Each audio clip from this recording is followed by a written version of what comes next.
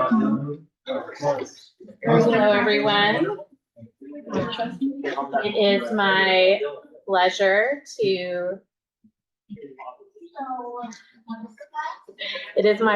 to kick off this semester's CCMB seminars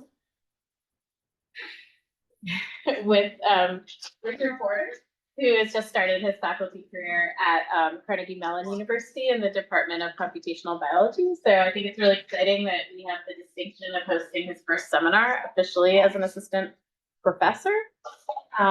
Richard has had a really diverse set of skills. His undergraduate degree is from Wesleyan University, where he studied Japanese language and literature. And then he was planning maybe to become a clinical psychologist, which took him to CU Boulder, where he started a PhD in that field, but then ended up doing training in both statistical genetics and applied mathematics, and took coursework in both with Matt Keller. And then he did his postdoc with Noah Zeitlin and Sri Ramshankar-Raman at UCLA, but also collaborated with August Price and a number of other people. And so he has a really interesting portfolio of research questions that he works on, including non-random mating and other forms of population structure and how these influence our ability to infer genetic architecture. He does really cool work on scalable and efficient analysis, simulation of genome-wide data, and is trying to provide tools for the field for that, and also has interest in meta-science. So please join me in welcoming Richard, who has talked today.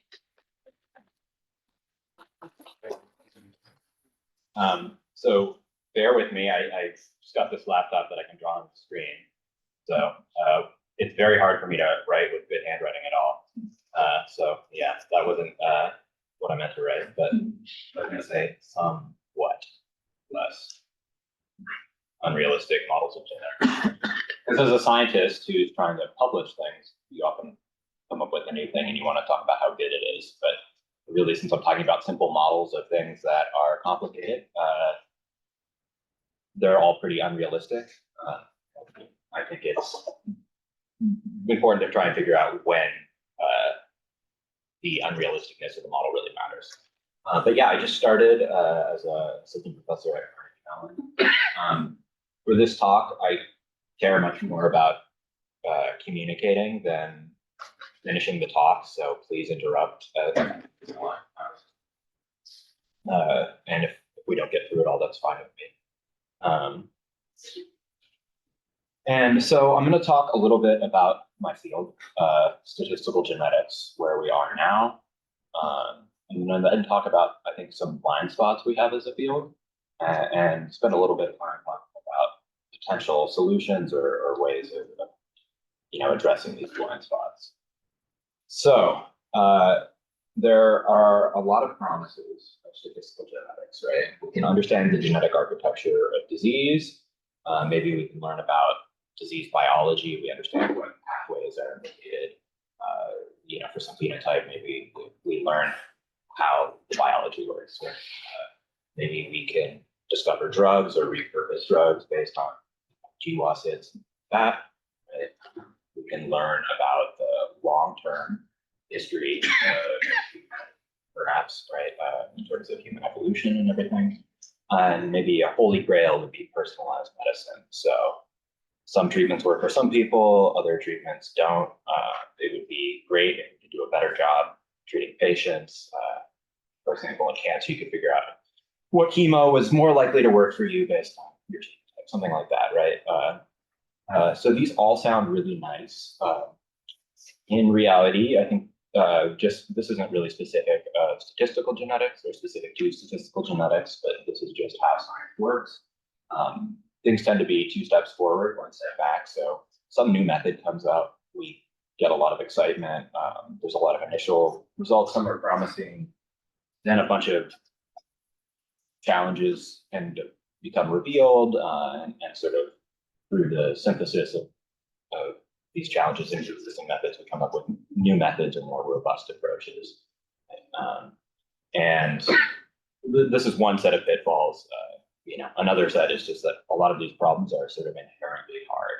There are many. The genotype is big, the genome is vast, the phenotypes are very complicated, human populations are very, so these are inherently hard problems. We should expect progress to,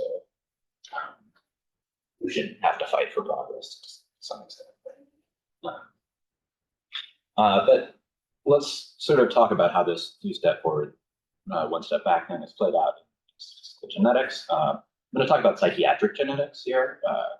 And in the early 90s, we started being able to sort of affordably assay specific polymorphisms, right? And depression at the time, we thought serotonin was really important in depression because SSRIs treat depression. And so there's this serotonin transport gene, there's a PNTR on this gene that we can assay, and there's some initial results. The current cases of control for depression, they find some hits. Those don't exactly replicate, and then there's other papers showing, actually it depends on your environment, sort of candidate gene by environment interaction paper. Hypothesis, and this, people are still writing these papers, but this has largely fallen out of favor. Some of my early work in graduate school was trying to systematically go back and with these huge data sets we have now and account for measurement error and all these other things that could be going on, say, was there any evidence for these candidate polymorphisms? And the answer turned out to be no. And there was kind of two problems with this approach. One is that we thought there would be common variance with large effects for common diseases, and that hasn't really borne out for most, right? So to be able to detect anything in a small sample size has to be common, unless you are somehow ascertaining on genotype, which we definitely weren't, especially in the 90s. And then also it turns out that it's extremely hard to guess what polymorphisms are going to be important a priority, right? Or even what genes, right? So this was a hard problem in our initial approaches to work. Another approach that was proposed by Neil Risch around the same time actually was the GWAS approach. And there, instead of hypothesizing that it's this specific variant, you say we're going to look at every variant we can and then measure it in a whole bunch of cases. And this is the sort of dominant approach for discovering common variants that affect disease now. It's called genome-wide association studies. You have to look in these really large samples to account for the fact that you're looking at lots and lots of genes, and also defects can be pretty small. And sort of 20 years later, approximately, the first replicable hits for major depression were found using this approach. So it took very large sample sizes to get there, and there's lots of challenges with GWAS. But now I sort of think we're in this post-GWAS era, maybe, where we have lots and lots of GWAS results. So a lot of people are focusing on, well, what can we actually do with these results? Because we didn't find like 10 disorders, but 10 polymorphisms that sort of help us understand the biology clearly. We have this really complicated story involving thousands of polymorphisms. Like, I don't know, it seems to be very complicated. So can we sort of partition this into specific biological annotations, et cetera? Or maybe we can learn something about the joint genetic architecture of disease, and the genetic correlation. And sample sizes have continued to grow. And so this is from the most recent giant consortium, GWAS, which is looking at anthropometric traits. And so this is height. And this isn't a Manhattan plot. It looks like a Manhattan plot, but it's actually density of genome-wide significant hits by 100 kilobase region for height. And so basically the entire genome is totally saturated in hits, right? That they had to come up with a different way of representing that. It's just all hits everywhere. And so data are really abundant. Getting access to data isn't always easy still, right? But we have millions of samples, so that there were 5.4 million people. GWAS hits. There's lots of GWAS published. And this has led to I would say, a handful of instances of sort of robust discovery. So, for example, some of these promises of statistical genetics come true. There's some gene discovered for Crohn's disease, like led to a repurposing of a drug to treat Crohn's disease. But this was a really early GWAS finding. This wasn't one of the hundreds of thousands of hits in the most recent. I mean, not really. We don't need drugs for high disease. I don't think we do. But it's been kind of a slow process. It hasn't been super easy, right? And there's a bunch of challenges that were made in terms of, given like outside of the fact that these problems are hard, just because effect sizes are really small. There's a lot of evidence that comes out that there's a bunch of confounders in GWAS, including sort of fine scale population structure that we haven't really been able to correct for with sort of dominant approaches of controlling for genetic disease. And there's also other sort of complex architectural dynamics that make it hard to interpret GWAS results. And I'm going to talk about those today. And so I've used the term genetic architecture several times already. And I think it is useful to try and be a little more precise. In general, when people say genetic architecture, they're talking about some combination of these, at least when statistical geneticists like me say genetic architecture, they're often just saying, okay, where are the causal variants? How big are their effects, right? And this is already presuming an additive model, but you get at this with things like GWAS, partitioned heritability approaches. You're trying to figure out what's going on. Sometimes you say, well, maybe it's not additive, and you want to try and understand sort of function that relates phenotypes and also environment genotypes and like other context related factors to phenotypes. So this would be G by G, G by E type methods. And then there's a lot of methods that are trying to figure out are variants shared across traits, are their effects similar? And this would be sort of joint genetic architecture. And so all of this sort of goes in one direction. So you have genotypes and environment, and you are looking at how these impact phenotypes. But population geneticists, I think, tend to think of other direction, which is that through selection and other processes, genotypes dynamically change over time, or the genome dynamically changes over time. And one way this can happen, even on very short time scales, compared to non-randomating. And so I'm going to talk about how we think about genetic correlation in the context of non-randomating, but let's just start really simple. So let's say these two monkeys are mating on tail length, right? And so this tail and that tail, their lengths are correlated through assortment. Well, and tail length happens to be very heritable in monkeys. It's maybe not true, but any correlations between mates genotypes gets transmitted to offspring in the form of long-range LT. And so we end up with correlations between offspring phenotypes down here. And this could also happen not just with tail length, but we could say, oops, not what I wanted to do. Somehow opened up presenter mode.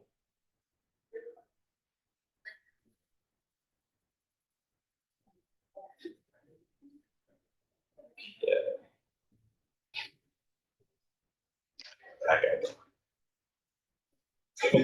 Okay, I guess we have a different window size. And so this could happen with maybe furry monkeys and monkeys, are more likely to mate, right? There's some correlation across traits. And that means that now genes affecting tail length that you inherit from one parent are going to be correlated with genes that affect furriness that you inherit from the other parent.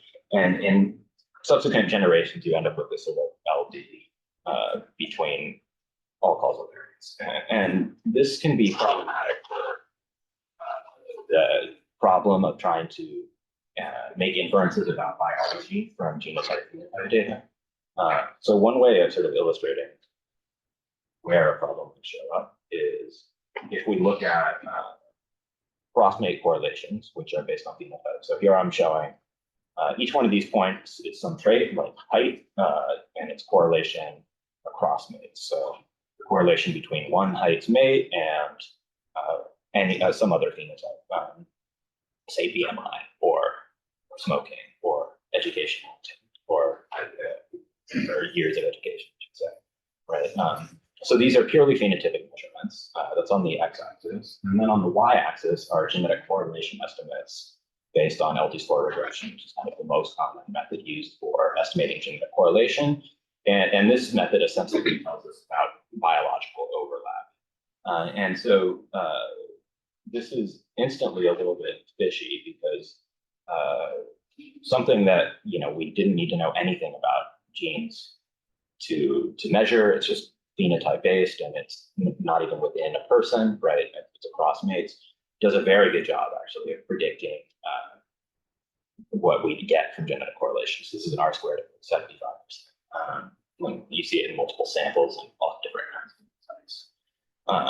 And one reason this is sort of this process of long-range LD getting filtered down. So correlations between phenotypes when traits are heritable implies correlations between genotypes. Those genotypes are passed down to offspring, and those correlations persist.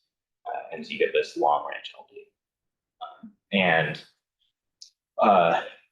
Under a very sort of... There's a question. Oh, yeah, please. Can you go back to I don't want to I guess so. Actually, I'll ask you at the end. That's you. Okay. Yeah, no worries. And so under a very simple model, which is just says that if you have some causal variance for some trait some trait Y, the relationship between your genotype and the mate's phenotype is congruent with the effect of that genotype. So this is basically just implying a mating is phenotypically mediated. When this is the case, so you're not like assigning mates based on somehow like phenotype that has only the environmental component of phenotypes, and you're not doing like a breeding program or something, although the effects would be the same.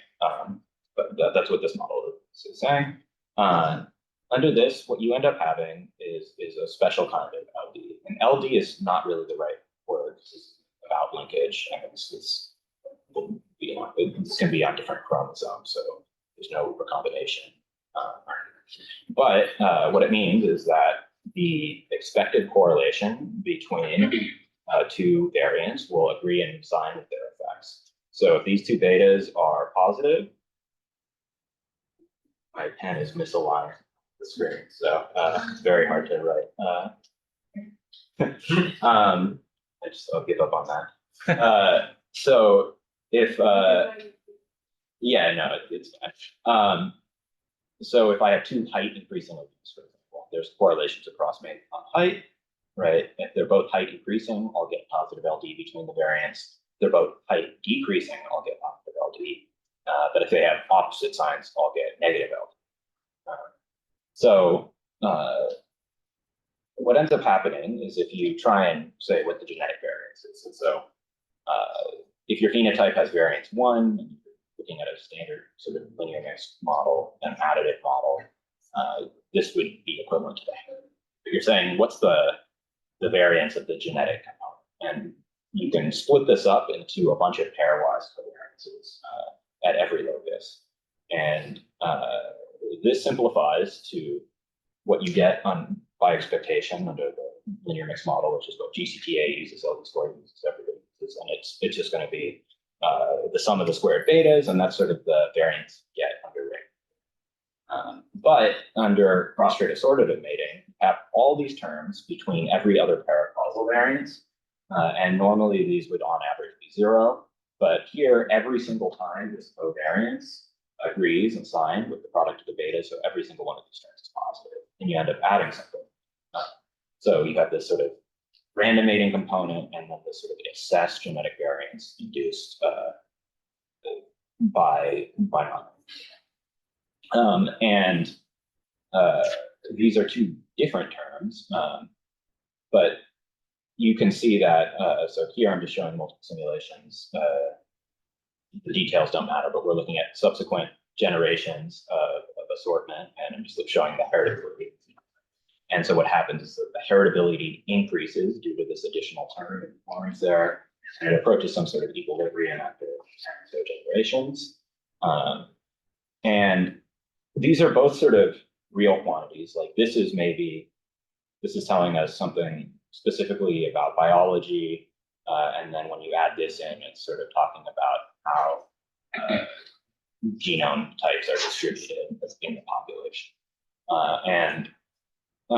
So it's, it's not bias per se, but we do get bias because the linear X mixed model that we all use assumes that these two quantities should be equal, because basically we're saying that the betas are independent of the x's and they're drawn independently. So all these terms here are forced to be 0. And then so we have to make these betas bigger to make this add up, basically. And so there's a question about the sort of true heritability. We have like this randomating heritability, which is some of the squared betas. And we do make a small increase in the true heritability due to this long range LD. But the sort of more important part, is less important than that, it's totally imaginary and just something that happens because of the way we model the genotype. But as a scientist who wants to use results from our approaches to learn about biology, it's kind of more important in that the estimated heritability ends up being very miscalibrated. So even these things that have somewhat subtle impacts on the genome can have very large impacts on heritability estimates. And so now I want to talk a little bit about genetic correlation, because this is where things can get, I think, more unintuitive or more surprising. So with assortative mating in a single trait, the trait has to be heritable. And even big bias in heritability, I don't know, maybe you're a biologist and you think, who cares? Like, why does it matter if the heritability is, or maybe you're a statistical geneticist like me and you think, who cares, right? Why does it matter if the heritability is 0.8 or 0.5? Right, it matters. Like, I want to know, is it 0 or is it like bigger than 0.1? And then maybe I want to have, I want to be somewhere in the ballpark, but I'm not going to learn a lot by reducing the standard error plus or minus 30%. Right. But genetic correlation, we can have a problem where there really is no biological overlap going on, and we can still get big genetic correlation estimates. So first, let's try and define the correlation. So usually we're talking under some sort of additive model where you have two phenotypes and some set of SNPs X, and where I drew the line, but and we're thinking about the correlation between their effects. And so this is sort of saying, do variants tend to have similar effects? So it's stronger than pleiotropy, right? It's not even saying do the same variants. Like, do variants that affect more than one trait have similar effects on those traits? You could also think about sort of the true polygenic score correlation, which is under this additive model, if I knew all the betas, I could get the true polygenic scores, I could look at those correlations. And then we can estimate either of these things. We can estimate the correlation between effects using a linear X model, or we can estimate polygenic scores and look at correlations. But under the model everybody uses, these first two things are the same thing, and then these estimators are both modulus of details, decent estimators of these first two things. Right? But just like we had for the heritability case, assortative mating will increase correlation between polygenic scores. And specifically, we end up with the same sort of long-range LD, but now between causal variants for one trait and from another trait. And so we split up this covariance between polygenic scores into a bunch of pairwise covariances, we get this one component, which is, this is actually the first genetic correlation we're trying to estimate, this effect correlation. And now we're adding, again, a bunch of strictly positive terms to it. So we're inflating this. And the sort of key difference here is that even when these traits, even when this term is 0, this term will still be non-zero. And it's because of this sign consistent thing. So that's what this is saying is basically, I could have a totally different set of causal variance for 2 different traits, but if there's assortment on the phenotypes, across the phenotypes, I will still get correlation between their polygenic scores. And so with heritability, this kind of messed up our model. It messes it up a little worse for genetic correlation. But so here I'm just showing we have a bunch of, we're looking at successive generations of assortment. And here the true effect correlation, I've partitioned the genome into discrete chunks. Like, so the causal variance for trait Y here and the causal variance for trait Z here. They don't overlap at all, right? So the true effect correlation is always 0. But I can estimate the genetic correlation. I could also look at, since I'm doing a simulation, I know the true data is I can compute the polygenic score correlation. And so that really does go up, and it goes up, it can go up pretty dramatically. And this is real, it's not bias in that polygenic scores really do become correlated in a population based on non-random mating, but that correlation isn't necessarily informative about shared biology. And so if we were estimating this instead of that, I still think that would be a problem, but it wouldn't be a problem of bias per se, right? The problem is that, like with the univariate model, here we're using models that assume these 2 things should be. And so whereas this first term here is about shared biology, the second term here is about shared biology or structure, or structure, right? So it could be that we see this because there is biological overlap or there's not, and that's pretty hard to interpret. But it's more complicated by the fact that because we assume these 2 quantities, so we made this misspecified model, and we actually estimate something that's higher than either of them. So under this model, this is pretty strong assortment, but I think it's assortment of 0.2, so that would be the phenotypic assortment of 0.2. It's not like a crazy number, but it is high. You can get very large genetic correlation estimates even when nothing is going on. And so what happens if we look at genetic correlation context of cross-trait assortment? So here I'm showing a bunch of pairs of psychiatric disorders. And what I'm doing is I'm running some simulations for 1 through 5 generations of assortment. I've actually measured spousal correlations on all these disorders, so I have some idea of maybe what realistic assortment looks like. And then I'm going to compare what I would get if we assume that these 2 disorders have nothing in common, and there's just assortment consistent with what we see empirically. What kind of genetic correlation would we get versus what we would see, what we see empirically?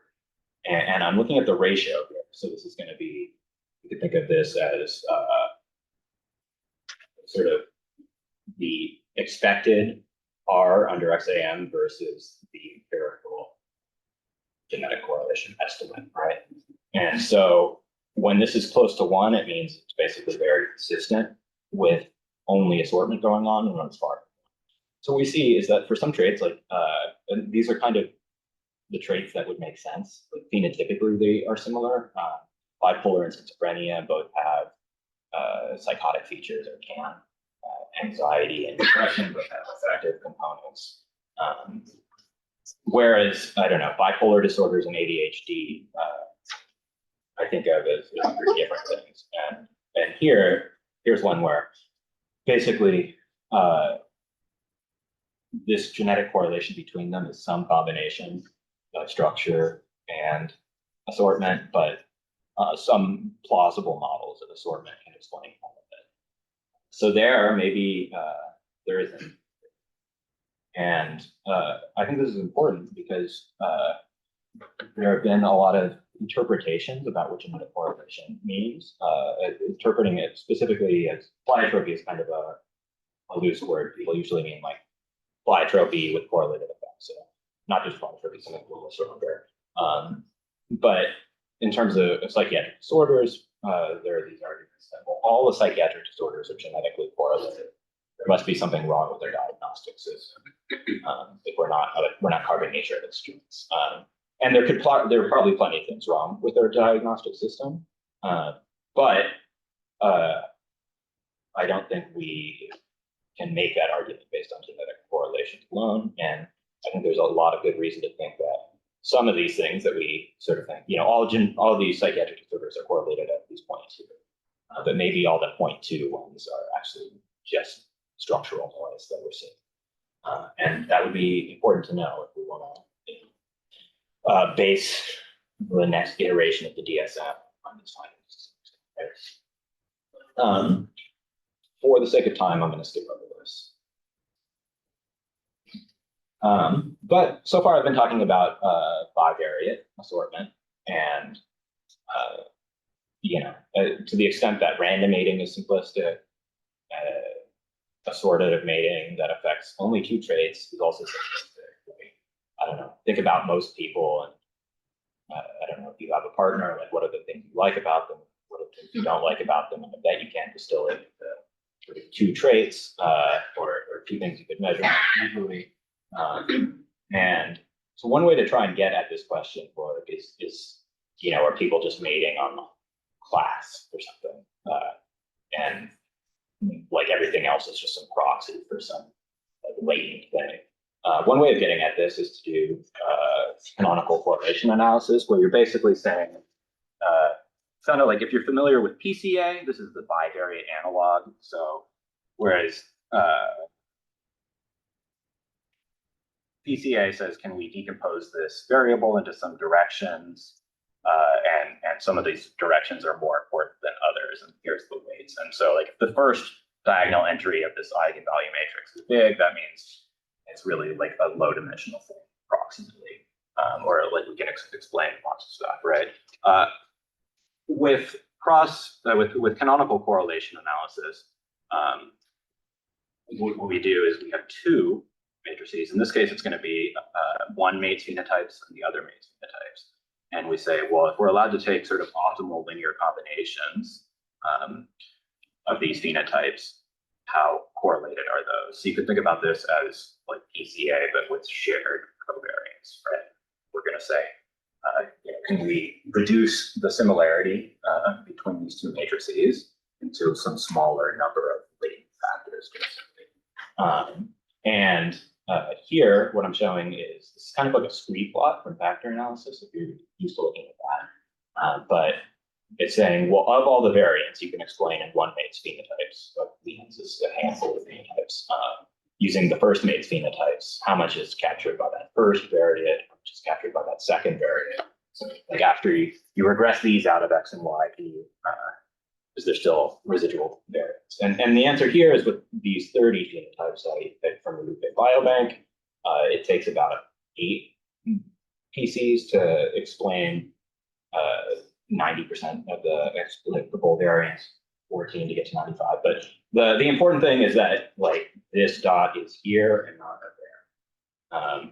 Like there's no simple thing, and this is just a small fraction of and so this is probably, obvious in hindsight, right? But this is also suggesting that maybe it's not sufficient to just model bivariate assortment. And so here's some simulations. I'm showing these 3 quantities, and I have a bunch of traits, but I'm only looking at 2 of them at a time. And I have the true correlation between their betas is always 0 because they have totally different sets of causal variance. And then I can look at the true correlation between their polygenic scores, and then I can also estimate genetic correlation. That's what we're seeing in the red. And so the solid lines are bivariate, and the dashed lines are in this case quintavariate assortment. And what's important here is that it makes a pretty subtle difference for the polygenic score correlations, the true ones, but the estimates, again, this distortion becomes more clear. So you get about half again as large an estimate as you would just by variance. And so this suggests that things are actually maybe a little worse than that first paper showed. And so, yeah, right. It could be minor. So I'm saying high dimension sort of here. It's maybe relatively minor for how it affects population differently in terms of distributional scores, but makes a big deal for estimators. Estimators are important because that's all we see. We see estimators, we don't get to see anything else. Also, and I think this is particularly important in this sort of post-GWAS era, the exact phrase that I want, but in this era where we have giant GWAS, right, and we have saturated genetic maps, right? Well, so basically any trait that's under assortment with any other trait will start, any causal variant for one of the traits will start to tag every other causal variant for every other trait. And this means that as you increase power of a GWAS, the effects of assortment become more pronounced, and the effects of high dimensional assortment become more pronounced. And so here I'm just showing the sort of ratio between the empirical and theoretical type 1 errors. So you could think about this as basically showing that as, so I guess the point is, as we increase power, so maybe we're weakly tagging, I have some big variant for height, and it's weakly tagging every variant that affects some other system that is also weakly assorted on five, right? Those effects are going to be pretty small because they're just sort of tagging a distant variant with the sign consistent LT thing. But as we increase our GWAS power, the easiest way to do that is to increase sample size. We're going to start seeing more and more of them. And so basically, eventually we'll get every causal variant for anything that's under sort will become a hit in a GWAS. If we look at, we sort of repeat this exercise before, we can see that we'll also be able to totally explain more of, for example, the genetic correlations between these disorders over here, using, like if we account for higher dimensional disorder. So I would sort of think of that first paper as kind of, I mean, it's not a lower bound because it's a lower bound on the estimate of this mysterious thing that's a combination of noise, but structure and biologically important signal, right? So it's the important part is that it's hard to interpret. But we also, have other things going on that affect the joint distribution of phenotypes and genotypes besides assortment. One common thing is transmitted environment, right? So that model we were showing before is basically saying that these monkeys affect the little monkey only through their genetics, right? And nothing else is going on. But of course, there's rearing environment, sorts of things. And like many things are directly passed on. Wealth, for example, you inherit in a non-genetic mechanism, but through a state law, right? And this does some interesting things. In the same way that all causal variants start to tag each other, they will also start to tag transmissible environmental factors, right? And so you end up with this sort of complex mishmash. This can have pretty profound effects on things like genetic correlation estimates. So again, as always, we're starting with these traits that have nothing in common with what we're showing in blue. And here's the sort of inflated genetic correlation estimate we get when we just have assortative mating. And then we throw in some vertical transmission. And this is pretty weak vertical transmission. This is vertical transmission accounting for 5% of the genetic variance. Genetic correlation, cross-trait assortative mating, the R there is 0.2. So it's not, it's like 0.4 something for years of education. And it's like 0.7 or 0.8 for like political affiliation, which is maybe not very heritable. But the point is that you don't have to crank up the settings to something ridiculous to get like very misleading estimates. And so recently, sort of a big approach that's been proposed to get around this is, well, what about within family GWAS? So here, the simplest approach would be that you, with SIBs, SIB pairs, you just, instead of regressing phenotype on genotype, you regress difference in phenotypes and difference on genotypes. So you're really just saying, like, did you happen to get this genotype rather than the other one? What difference? And under some scenarios, this type of model is totally immune to all these things induced by assortment and GYE and vertical transmission and all this other stuff. But that's not necessarily, and one reason for that is, I was going to draw on the screen for that, this section. But you could think about, well, what are sibling GWAS telling? So if you have one parent that's little a, big A, and another parent that's little a, then you have two SIBs, right? And maybe one gets this genotype and another one gets this, I've written it like this, right? And then another one gets this genotype, right? And so there's some difference between these genotypes, like they're coded 0, 1, 2, so difference of 1, and maybe there's some difference in the phenotypes. But if these are the parental phenotypes, this is the only one we ever see, right? We never get a difference, right? Because no matter what, you get a big A from this parent, a little a. And so what that means is that within family, GWAS are actually measuring effects among individuals with at least one heterozygous parent. And so if you have something that's inducing correlations between gene and environment, particular heterozygosity, but that can happen if there's gene environment correlation and allele frequencies aren't 0.5. You can end up doing some weird things. So without going over the details of this, if you have some model of vertical transmission, you can try and say your genotype, your phenotype is your genotype plus some environment, plus some function of your parents' genotypes, plus some interaction between your genes and your environment. So there's a lot of terms, but it's not that complicated. And we want to say, well, how different is the sort of GWAS estimate? Sorry, the within SIBship estimate different from like this other hypothetical experiment where I say, well, what if I took you when you were an embryo and I just switched this gene? Like, that's the closest I can come up with a causal model for what genotypes do, right? If you were able to just change someone's genotype, what outcome would it have? So this model, basically the difference between what you get in a SIBship and in a GWAS model is not identified by variance components alone, because it really depends how they change over generations, and it also depends on allele frequency and the mean of the phenotype. And basically the effect would be somewhere between totally negligible and pretty big. That's all you need to take away. These lines are just different limits. And so there are sort of reasonable models you can come up with where this can really induce really large biases in SIBship, or PRS, for example.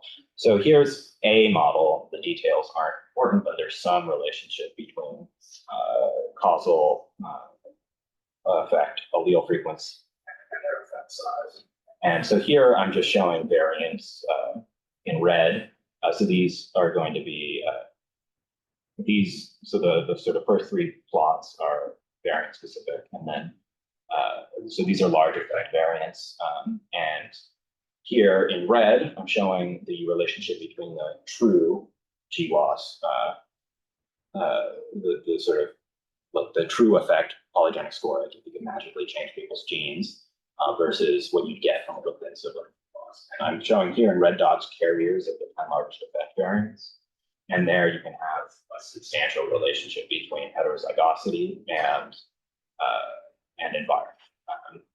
And so you can sort of do a really good job for most people and then sort of get horribly wrong for these individuals. This is still kind of somewhat of a moot point because when there is GWAS, so basically polygenic scores already work pretty terribly. And so here, if we look at, I don't know, this is the simplest sort of quantitative GWAS model you have where the effect on the phenotype is like some environment times your polygenic score, right? And basically, if you're close to the mean environment, yellow here, you're sort of right on this line. But if you're in an extreme environment, you're like maybe more like this. Right? This is kind of an extreme example, but basically you can become very miscalibrated. So my point here is that there's this sort of technical issue about bias within family studies, but in general, this is kind of a bigger problem, I think, which is just that when there's any sort of substantial GWAS, polygenic scores are always going to be only very useful for people at the close to the mean. And so what are some ways we can move forward here? Block out here. So one way I think we can move the field forward is here I've just been sort of pointing out problems, which is easier to do than solving problems. Right? It's easier to identify them. I'm going to suggest sort of two approaches that my lab is working on. One is to just sort of get a better handle on what's actually going on through doing lots of simulation and sensitivity analysis. And so that was the motivation behind developing this simulation package that's out now in the preprint on bioarchive. But basically the idea here is to make it, so there's really, really good simulation tools for population genetics at long time scales, right? You have Slim. Slim is really great, and there's also Omicron. The phenomena I'm talking about here, take 1 to 5 generations to make a huge impact. And the dynamics can be sort of arbitrarily complex in a way that are very hard to capture in population genetic models, which get their power from making lots of simplifying assumptions. And so the idea here is that you can sort of arbitrarily define all these different things that sort of are pushing the definition of what we usually mean by genetic architecture, which often again just means where the causal variance. I would say it really matters what's the joint distribution of causal variance, their effects and phenotypes, and the environment. It's kind of way less wieldy, right? But it is also reality. And the goal of this, the reason we developed this is to make something kind of like the ImageNet of statistical genetics. So ImageNet was an early data set, came out of a computer vision lab at Stanford, but a bunch of labeled data propelled machine learning the image classification forward a lot, because now there's some standard data set, everybody can test their methods using the same data set. And so instead of reinventing the wheel all the time, where you write a paper and you simulate your own data and then publish something that it works better. First of all, that's just a pain, but also it's going to be not comprehensive, because as a reviewer, I would never ask somebody to run 300 simulations and say, well, what happens if you have this model of non-sensitive, and then you also throw in GWAS, and what if you just have one of those two things, right? And so the goal is to do that horrible job of running all the simulations, and then reduce the dimension of it to the greatest extent possible to actually create a sort of comprehensive data library to not just make things more reproducible, but sort of identify, because there are going to be combinations of models that every method fails, right? Because we are always making these simplifying assumptions. But I also wanted to introduce some other ways of modeling genetic architecture. And so one sort of way you can model the effect of assortment. So here is just your standard linear mix model. Basically, you're saying you have some variance, some effects, some heat, some noise, right? The noise is random, and the effects we're also going to pretend are random, so we can estimate this parameter governing distribution, which is going to tell us about the heritability, right? But under assortment, we have this thing where, you know, if two variants have positive effects, they're going to be positively correlated, regardless of where they are. And so what that's saying is that actually the LD, long range LD, is a function of variant effects. And you can actually approximate that pretty well as this sort of low rank perturbation of a diagonal matrix. So even, so I'm going to propose a model where we make all three parts of this regression. So that sounds horrible, but it's actually tractable because there is sort of nice structure about the kinds of things induced by assortment. And you get this other parameter here. So maybe we're used to thinking about genetic variance and noise here. So this other parameter ends up being identified with sort of excess variance. So if we were to take the expected variance, do under random mating and subtract that from like polygenic score variance, you get this additional variance. And right, the sort of partitioned analog of this is much more interesting than this, because again, was heritability 0.5 or 0.8, but if you want to say which annotations are important, this is useful. But also here's simulations are worse. But the sort of interesting extension, I think, is multivariate and the partition versions. So in the multivariate version, you can maybe actually do this problem of partition genetic correlation, where you're modeling both the long range, like the actual biological similarity. So that would be like, this is the covariance matrix of your betas, saying, you know, SNPs affecting one trait have similar effects to the other traits. And then you could get this other thing, which is telling us about the excess covariance between your polygenic scores. And then by modeling both of them, you can estimate independently without bias, instead of getting something that is an overestimate of some combination of the two of them. And so, yeah, I want to thank you all. I don't have pictures of grad students, so they just started. So here are all the people I've worked with. And I want to say that I'm looking for postdocs. So yeah, the lab is small, but the lab manager is very good at his job. And so yeah, get in touch with me if you're interested, and I can take any questions.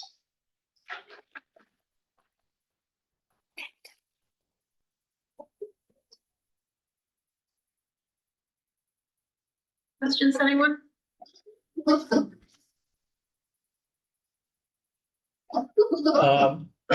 My question is about the effects of admixture on the artificial LD that you're talking about with assortative mating. So I guess in your plot of, I guess it was the correlation between phenotypes of partners on the X, and then there was, and those are from the UK Biobank and other. Yeah, it's from like a relatively homogeneous population within, but I mean, admixture you can kind of define as an assortment problem. It's easier to correct for because it's not like, because drift applies at every locus, and drift is what drives, like, you know, frequency difference. I mean, frequency differences across ancestry can result in these sort of big confounding things that you, right? Whereas assortment is sort of specific to causal variance. So it's very hard to correct for even like axes of variation like you get from BC. But the problem, it is very analogous. Like you could think of like if people are like mating with like people they know and then later migrate into some other population that will look like they're mating on the phenotype that you would get just by like measuring differences in allele frequency between the groups, even if it's not a real phenotype. Yeah, I guess my question was, if I understood correctly, with the residual of the admixed individuals, if you could parse out the admixed individuals from the UK Biobank data set, would they be farther from the fit line than the individuals who had lower degree of admixture? I guess I'm just wondering if people assortatively mated and had no history of admixture, or would there be zero effect of admixture on that where an individual fell, or an individual pair of partners fell on that plot? Well, those were pairs of traits on that plot. Pairs of traits, okay. Yeah, but you can imagine Pairs to of the traits. extent that admixture is like, I don't know, if people are assorting on phenotypes and not like who live in there, then like you're more likely to get admixture, right? I would say, unless you're like assorting on, I don't know, you can imagine some dystopian scenarios, but so there might be some sort of I just wondered relationship between admixture and sort of where you fall. But like the thing is, at the individual level, I mean, these properties sort of emerge when you look at populations. Yeah. I'm not sure I answered the question. Yeah, Yes. So I have two questions. Sure. I teach a graduate course on GWAS pipeline right now, and I want mental disease to be a focus on the application side. When you talked about depression, and we're meeting a little bit later, I'll get more complications ideas from the book. So you initially said studies were not reproducible. Early studies, yeah. Early studies. Yeah. Do you have, I mean, if there is research on more GWAS for depression? Yeah. So, I mean, there's a bunch of hits now. There's this question among psychiatric geneticists, which is so you get a lot of hits when you throw in big samples, and you get big samples by using sort of very relaxed definitions of depression.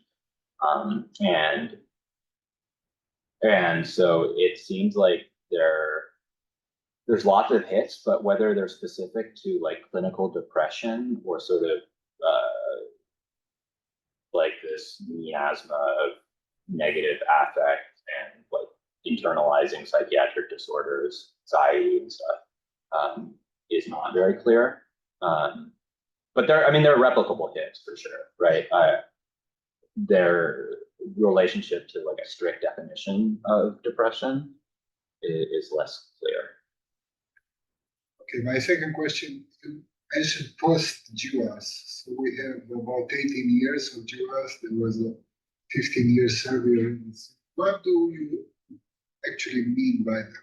Oh, I was just saying, like, I guess, so after the candidate gene, the failures of the candidate gene era, the solution was like, let's just get really big samples.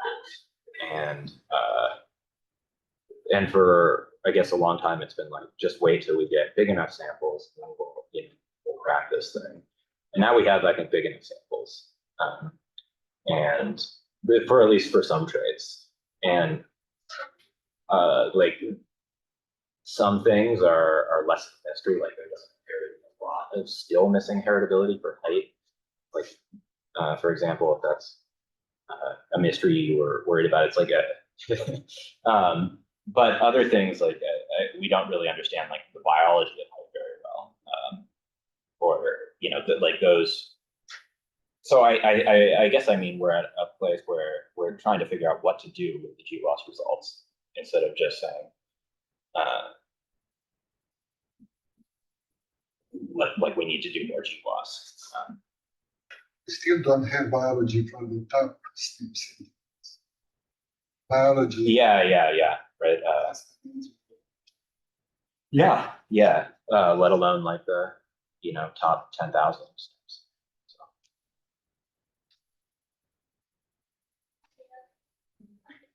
For your plot that you showed with the cross trait correlation, with the genetic correlation? Uh-huh. Did you use all the phenotypes or did you? So those were just, those were 30 commonly analyzed phenotypes that, in that case, I think they came from a list that was hypothesized to be relevant to selection. But, you know, there's 3,000 traits in UK Biobank. I wanted to pick a handful of representative traits that I could clean well enough to look at. So half of them were those, and then there were a bunch of psychiatric disorders. Basically, we had access to relatively good data for that. So you think that correlation would be as strong if you included more traits? Yeah, I do. I mean, like, you can start including a lot of traits that have no. So I also was only including traits that had significant genetic correlations.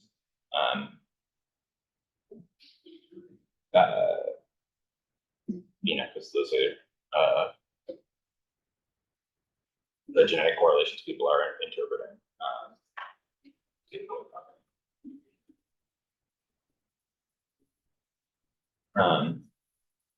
Yeah, but I think this was like 30 pairs of traits in the biobank and 6 psychiatric disorders in Denmark.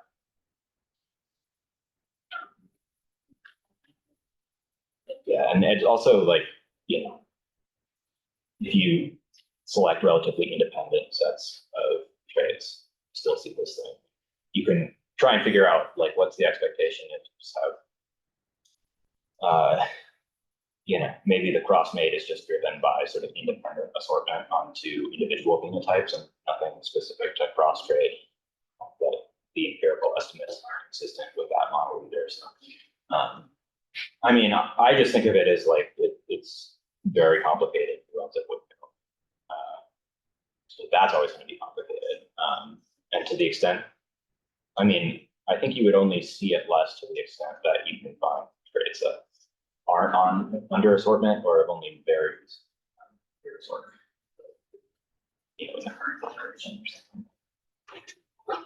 something. And there's certainly more potential for assortment now than there has been previously in the planet. We can travel around the world and there's just much greater mobility and you meet a lot more different people and just people who are, you know, within walking distance of where you are. Yeah. When it comes to the portability problem, polygenic scores, what are your thoughts on like differences in assortative mating between populations and, you know, Yeah, strengths and I don't know to the extent to which differences in assortative mating matter, but like there's so for portability problems, like if you're just taking the simplest version, like you're saying, I train a PRS in one population, I go into another and try and use it. Does it do okay? So a lot of work has focused on problems related to MAF and LD. So it's like if the allele frequencies are different, now my effects will scale a lot. Or if LD patterns are different, like I don't know what the causal variants are, and so now I'm no longer tagging the right variants or I'm tagging them wrong, and so I do a lot worse. Another option is that we're sort of overestimating the performance of the polygenic scores in the first population, and because basically we're predicting like new environment to the extent that there's like assortment and vertical transmission, right? And when that differs across populations at all, or there's some different relationship, you're going to mess up that ability. So, and that's kind of the more pessimistic angle, which is like, why aren't we doing as well? As I'm saying, like we weren't doing well to begin with. And probably both are true to some extent, right? I mean, like there's definitely LD and MAF differences. Like those definitely